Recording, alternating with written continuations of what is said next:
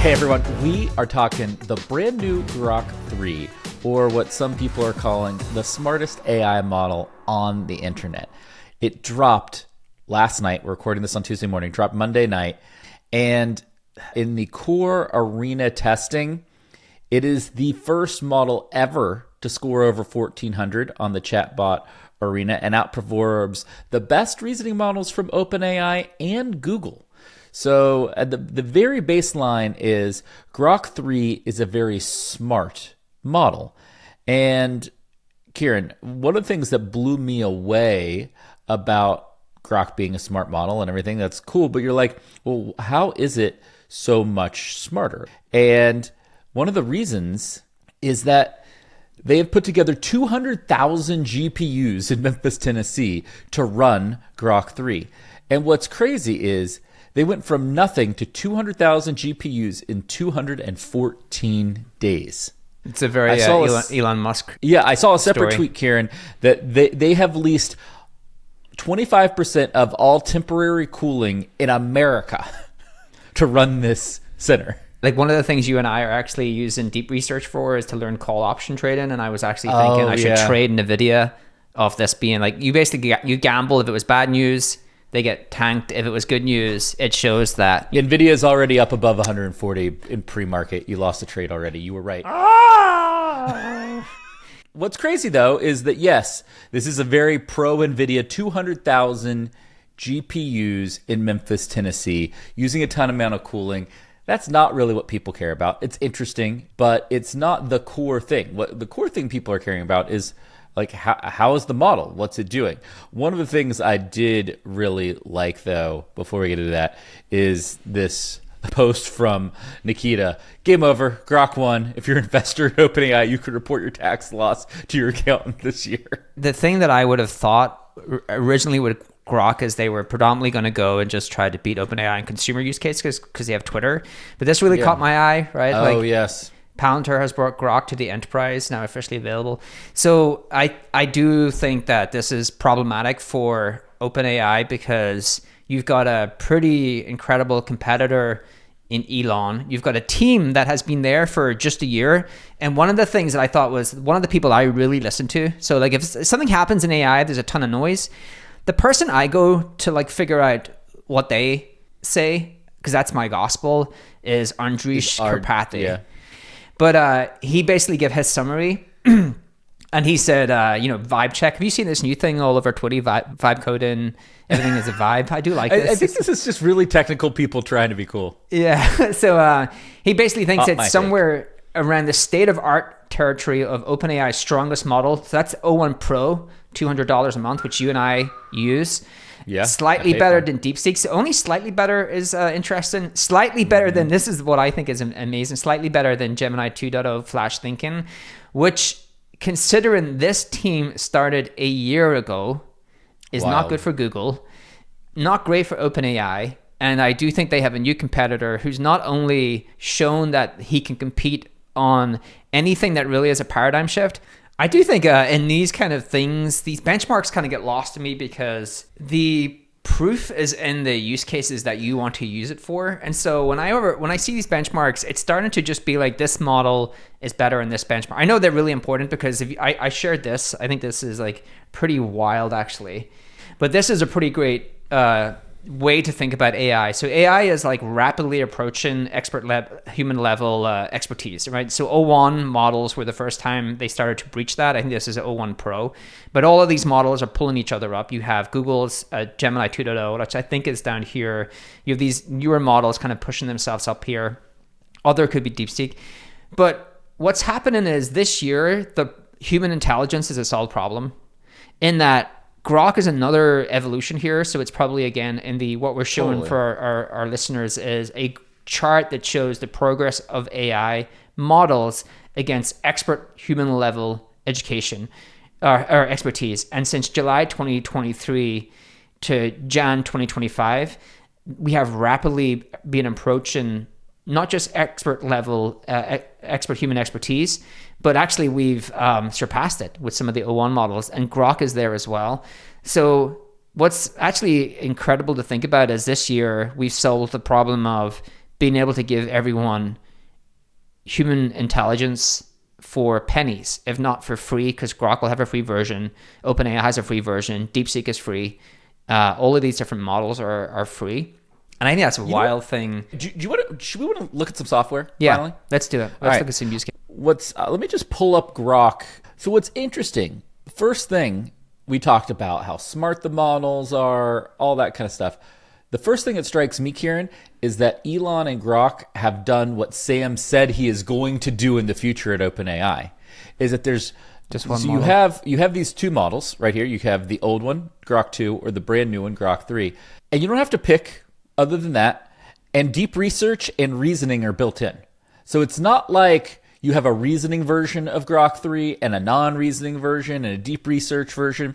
You can just toggle everything pretty easily here. Am I doing deep research or do I need it to think critically, right? So the user experience is a little simpler and more consumer friendly here than I think on some of the other models today. It looks a little like DeepSeek. Look, if you've been using AI for your marketing but still haven't fully figured it out, we've got the playbook that is going to change the way you market. This playbook cuts through all the generic noise, gets down to the nitty-gritty, proven tactics that actually drive results. These strategies come straight from us over at HubSpot and the leaders over at A16Z and Asana.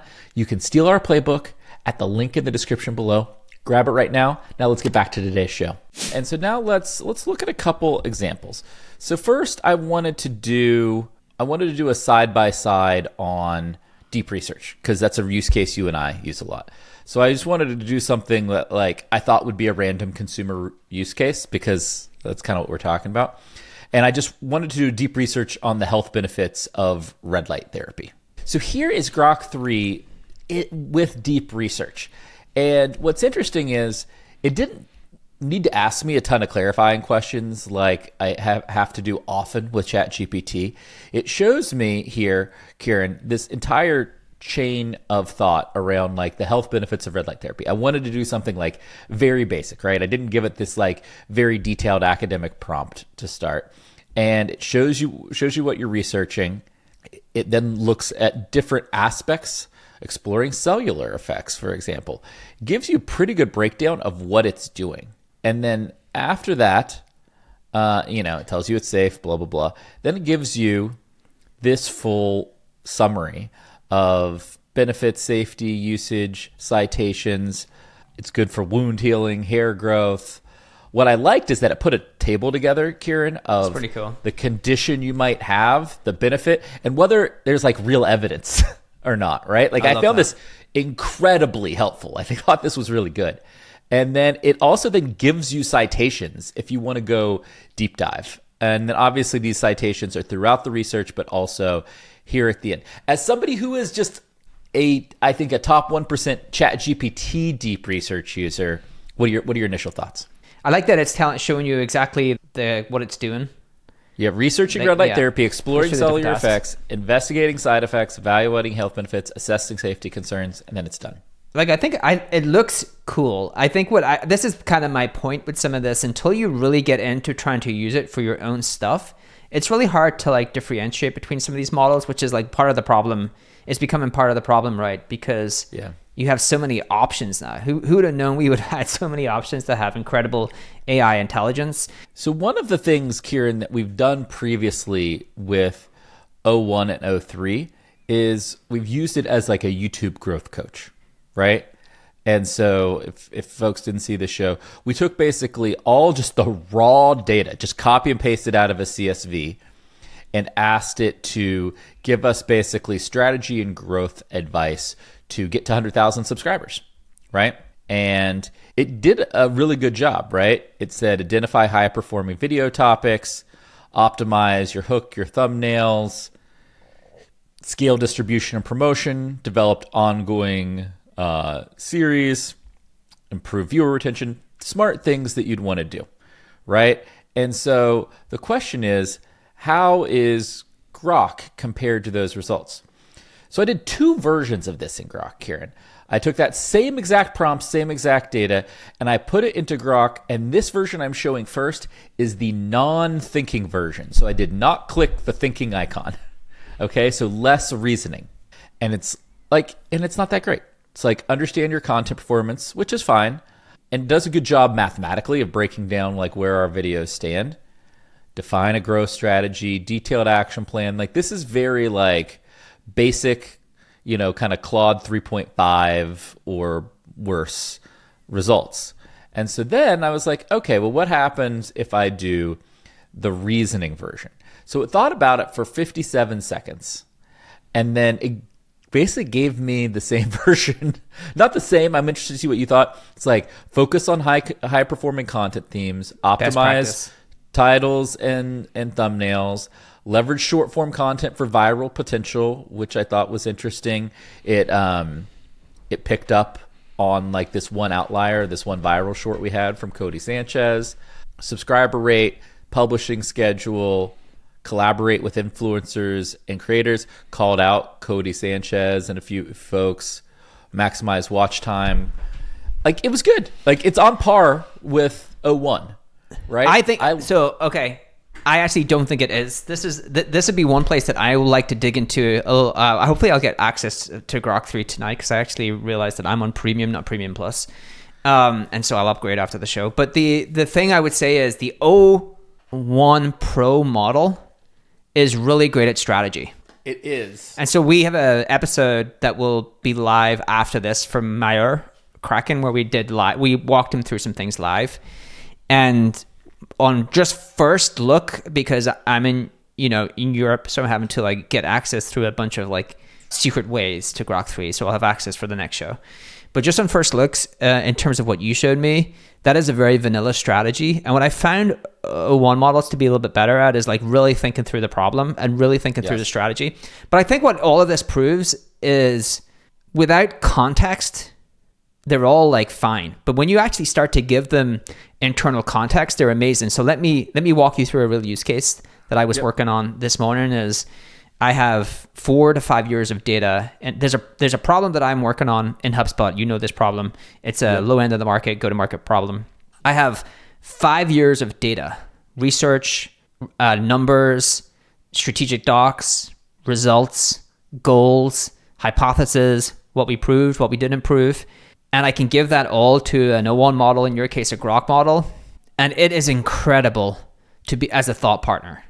Incredible. Not asking it to say, not to give me solutions, but I'm going back and saying, actually pull that line back out that you told. Like, I'm like, what are the 10 most interesting trends? What are the 5 most important problems, and why do you think they're problems? Go back and give me that problem again. Actually, give me like 3 reasons you believe that's a problem. Like, it's like a really smart thought partner. And it was just another unlock for me. I was like, shit, I spent 3 hours this morning working with it like a colleague. I was just jamming, going back and forth, riffing. And its ability to pull out the right line from a multitude of different docs and like us to go riff on that line. And so my point here is, like, all these models are going to be much more incredible when you give it context. And so much more. The enterprise use case is really important. And so I do want that. That's why I was really interested in the fact that Grok 3 has enterprise ambitions, because I think that's a place that those models really need to, they will make real impact. Oh, 100% that's what's going to happen, right? Like, this is, we're talking about Grok today, but like what you just described is the single biggest underused AI use case in the world right now, I think, is to use advanced reasoning models to work with you to think through hard problems much faster and in different ways, right? You can basically ask it to steelman an argument. You can ask it to give you the bull and bear case of that argument. What I ask it to do is like poke holes in my thinking here, which I need to do a better job of at unmasked. Like, one of my things is I run ahead to solve things and don't spend time trying to like figure out, like, try to poke holes in my own argument. It's great for that, right? Like, it's great for those things. And so I think it's, if you're in a strategic role and you're not having a multitude of different back and forths with these reasoning models day in, day out, you are behind the curve of where you need to be in AI usage. If anybody asks me for feedback on something, I have a format now. I give them my feedback, And I tell them, model. I also give them the feedback from the model I think is most appropriate for that problem. And I tell them what I agree with or disagree with that the model said. That's pretty cool. That's actually right. awesome. And so that way, it's not me, because I need to expose the fact that like they should have used the model and not asked me. I love that. Right. Yeah. And so like that is how I give feedback of course, on everything now. Yeah, I agree. There's no right or wrong way. Oh, I've just seen Grok 3 is in Cursor. Coming to Cursor as well. Cursor is my new thing that I'm trying to learn. I was going to say, are you going to be doing a Cursor show for us soon? I'm going to start a Cursor course with one of the things I love about AI is it just, again, I come back to it. It's just unlocking people's ambition. And so I have 3 brothers, and one of them is a consultant. I won't give away the company he works at. He's very technical, actually. He's doing dope shit in AI, so we can actually do dope shit together, like take courses together. So there's just like unlocking of not ambition, but like ideas, right? Totally. Because the barrier to ideas have been broken away at, and it's unlocking this in people. He's not the only example. I have people on my WhatsApp pinging me about things they're doing. And I'm like, geez, that is so cool. All right, yeah, cool. Did you ring you ran the marketing prompt that I gave you? Yeah, so tell people about the prompt, and then did it give you did you just one thing, Kipp? Did you add the image, because you kind of have to add the image? I uploaded the prompt in text, and I uploaded the whole Google Doc with the image as a PDF. So I have a bunch of marketing reasoning docs, and so they're all usually based upon synthetic data. Internally at HubSpot, I can use my internal data, which when it gets a lot better. And so this one here is it takes a bunch of synthetic data about previous marketing campaigns, and then it digs in like about a hypothetical company that I give it, and then it digs into what it can learn about those campaigns, what you should do in the future, and builds a whole campaign plan. And so when I did this in DeepSeek, it was incredible, right? It actually built me out a marketing annual plan for the channels based upon this data in a way that I think it would have taken a real marketer probably a good month to crunch that data, distill all of that out, and come up with this annual plan. And DeepSeek did it in a small amount of time. And so I have some reasoning prompts or like tasks that are specific to marketing that I run through these models. And so that's what this one is. Here's what it gave you. So it came up with a lead generation campaign to private clinics. This is a software company. It's a hypothetical company that sells doctor software and software to doctors. It gives you a performance analysis, external features. So it got the seasonality side of it. It got the seasonality. Yeah. So I specifically used doctors because it's seasonality, and so it got that. It got the different personas. It looks pretty good, actually. I like the structure, actually. I will say one of the things I have found in my early usage of Grok is it's very good at structuring without having to ask you a bunch of questions about how you want it structured. The two things I would say I like most about it are that, and that it is frickin' fast. Yeah, I heard that. You can tell there's 200,000 GPUs because it is fast, man. It's very similar to DeepSeek, which does make me think that these reasoning models are very similar. Like they're very similar in capabilities, and they're actually given a very So it's got the external factors held in May, potentially coinciding with major healthcare events. It got all the right trends because I actually injected things that would make it need to pick up on that. Blog, it's all the same things. Yeah, so it's very similar to DeepSeek's output. Ooh, what's this part? Patterns and trends. Yeah, it's going to pull out the insights from the data I give it to tell us how to do better. This is the thing that you should really do when you do research products for your internal data. You and I talked about this. Everything I pair with external trends. And so this one is a good example where it's picked out conferences, it's picked out seasonal factors, it's picked out industry shifts. Actually, this is a good one. Changes in healthcare policies. Ooh, it's going to keep going on. Actionable recommendations. This is pretty cool, actually. It gives you pretty good advice. Like if you're a marketer, it gives you again, it's a great thought partner. And so I think Grok 3 is going to be very similar to how I feel about O1 Pro. The use cases straight out of the way for me with Grok, if I was an individual AI user, would be fast or repetitive reasoning tasks. Yeah. Right? Like sometimes O3 high takes like 10, 12 minutes to reason something. Right. And does a nice job, but it's not fast. Where like this is like a very good quality output for, let's go back up here. It reasoned for seconds, if I remember correctly. Thought for 29 seconds to do this. That's lightning fast compared to other models have been working with, right? The other thing I'm going to try it out with when I get access tonight is I want to try it out with writing use cases, because the other thing it has access to, which I don't really know, I haven't really listened enough of. I'm going to listen into the webinar they give. I don't know if they're using their proprietary data, because the thing that the Twitter data. Yeah, the thing that Elon has that Sam doesn't is he has that in Telsa, he has it in Twitter, he has it in SpaceX. Like, he actually has data sources that you can't get access to. He has built the most vertically integrated system ever. Right. Where he just controls everything and doesn't have to depend on anybody to be successful. I really want to try out my writing use cases, because Twitter has incredible writers and they have access to, it's like a lot of creativity in that platform. I wonder if they've injected that any of that into the model. Yeah, today's show was an overview of our initial reactions, what was happening with Grok. But as we use it more, we're going to probably come back with a few other shows of like very specific use cases we find to be very good. And what we're saying now is that Grok is really good if you are not a detailed prompter. Grok is pretty good because it's good at providing structure. And if you're in a hurry, Grok is fast. Right? Like, out of the box for any use case, those would be two things that if I cared a lot about, I would be probably leaning towards Grok compared to some of the other models right now. Right. It's cheaper.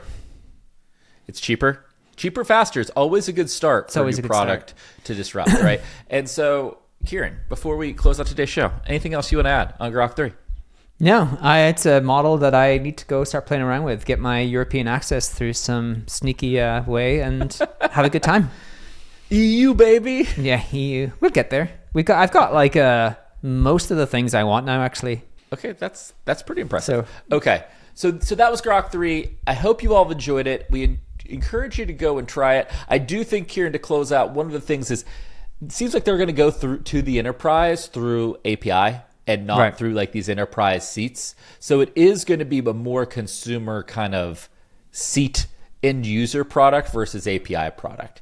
And to be fair, OpenAI, their reasoning models are really only through the API now too. So reasoning in companies is still very limited to the API. Yeah. That's one of the things that are holding us back as kind of the business use cases are trying to come about. And it's a huge unlock for enterprise use cases. Like, the difference is orders of magnitude difference in me being able to work through our problems as a thought partner with AI. All right. That is Grok 3. We hope everybody has a great week. We'll see you real soon on Marketing Against the Grain. This data is wrong every freaking time. Have you heard of HubSpot? HubSpot is a CRM platform where everything is fully integrated. Whoa, I can see the client's whole history, calls, support tickets, emails, and here's a task from 3 days ago I totally missed. HubSpot. Grow better.